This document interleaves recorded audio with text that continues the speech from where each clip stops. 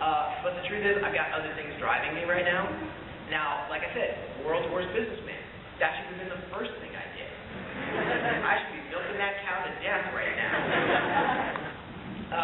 And I'm sure in the time it takes me to do my other sort of weird creative projects, somebody else will do it. And I think actually a lot of people have. There's like a lot of things on YouTube about that stuff. There's like a lot of YouTube videos. Yeah, which is cool. So maybe someday I will. Thank you for answering the question, and also thank you for coming in the wintertime. You're welcome.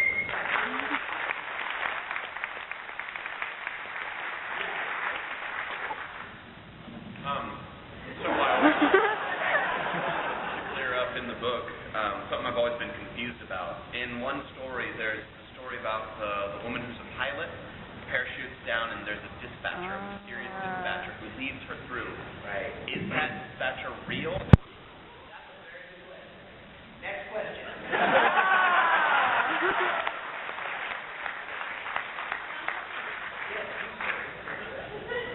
In the audiobook version of World War Z, was there ever any talk of an unabridged version? And how much control did you have in the voice casting?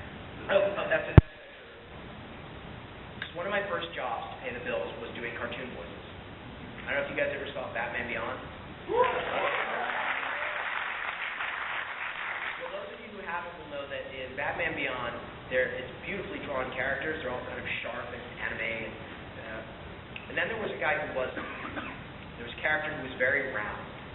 Everything about him was round. His name was Howard Root. See, they even know that.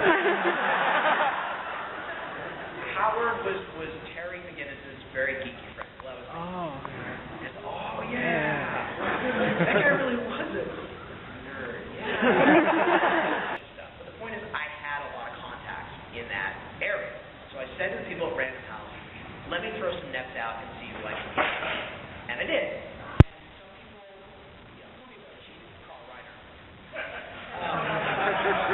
But even the people I had to cheat with, I had to prove it to them. Alan Alda is a really good family friend of mine. He actually was one of my mentors in writing. When I was 14, I used to write him short stories. He would critique them. God bless him. Asian guys that never did. Junior high kids. Well, Alan said to me, look, I love you like a son, but I have to pre-read what I'm going to do. I can't just do this.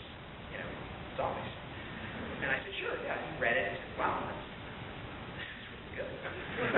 And he read it. And some of the other people I had to throw letters to and make it really formal. And here's something which actually could probably help all of us. When you meet a celebrity, someone that you're really jazzed about meeting, don't compliment them on the most popular thing they've done. They get that a lot. And chances are, 9 out of 10 times, they didn't do it because they loved it, they did it for money. All right? They don't care about that job. Find something that they were passionate about that didn't get a lot of press. And compliment them for that, and I guarantee you will make their day. My mother taught me that. My mother said she met Stanley Kubrick, she complimented for Barry Lyndon. That's what you do. When I met Ridley Scott, we were shooting a movie with my mom, I complimented him on Blade Runner. Right? The things that they're passionate about. So when I wrote to Mark Hamill, I did not say, oh, Luke Skywalker. Or I didn't even say the Joker, because it's the voice of the Joker. And, I mean, for those of you who don't know this, Mark Hamill didn't just go into obscurity after Star Wars. He became a voiceover titan. So we got him. We got Henry Rollins. We got John Turturro. We got one of my personal favorites, Jurgen Prochnow. I'm a huge Das Boot fan. We got an amazing cast. Now, the reason it's hard to do it unabridged, only reading a few stories.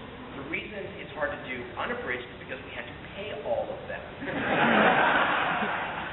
Usually what you do, for those of you who know audiobooks, is they get one guy, all right, and he's good at doing different voices, and they pay him, and he reads a whole Tom Clancy book, And General stood for Alexia. Well, I'm good. Alexia. They do.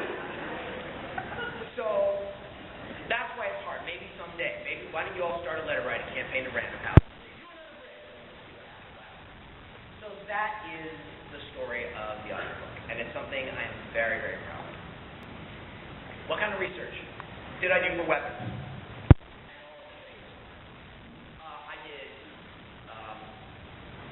If I can quote Ralph Waldo Emerson,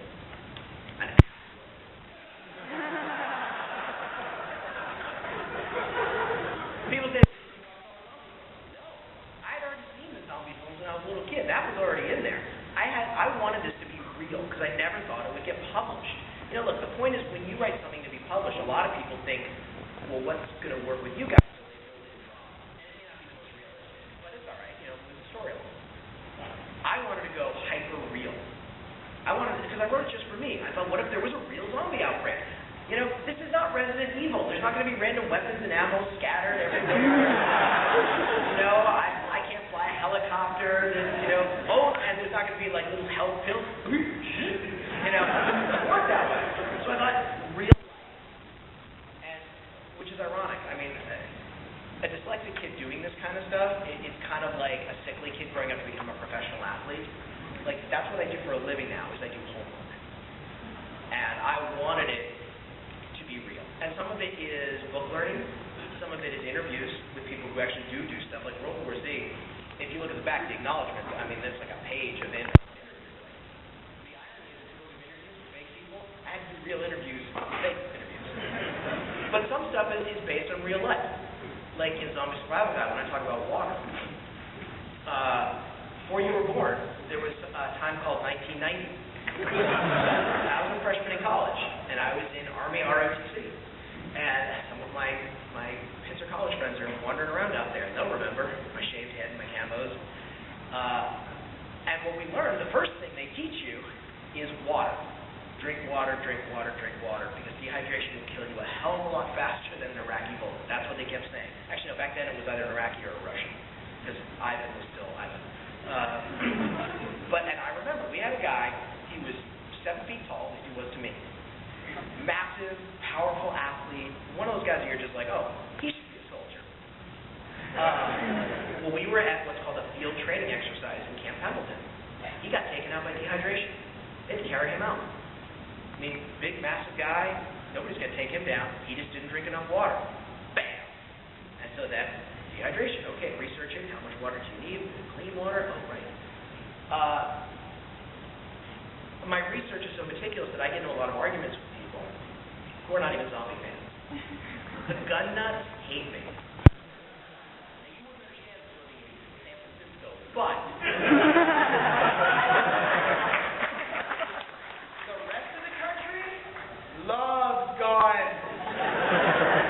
And they get real prickly.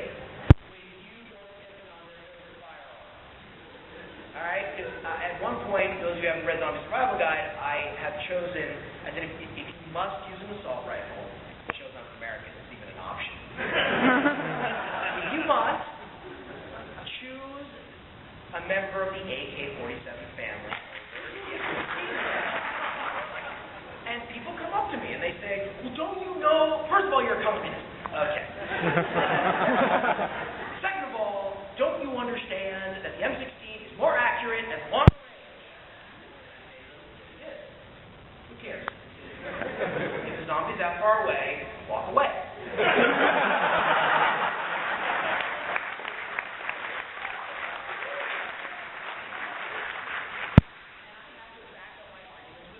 have to do my homework. I have to say, yes, the M16A2 will jam one every several hundred rounds. The AK-47 or the AK-74 will jam every several thousand rounds. That comes from the United States Army. I did not make that up. The new M16 version, the M4, the one that's in Iraq and Afghanistan, it's much better. However, there was recently a test done 2 years ago where they compared it to every other carbine in the world. M4, dead last.